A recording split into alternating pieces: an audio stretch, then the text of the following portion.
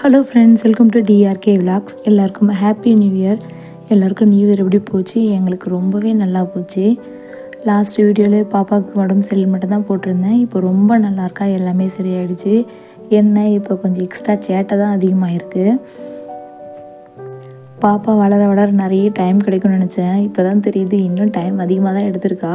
So ரொம்ப பிஸியாக போயிட்டுருக்கு. என்னால் எதுவுமே பண்ண முடியல. உடம்பு கம்ப்ளீட்டாக சரியானா கூட சாப்பாடு சரியாக எடுத்துக்கல. அந்த ஃபீவர் வந்ததுக்கெலாம் இன்னமும் சாப்பாடெலாம் சரியாக சாப்பிட மாட்டேங்கிறா. பெரிய டாஸ்காக இருக்குது அவளுக்கு ஃபுட்டு கொடுக்குறது.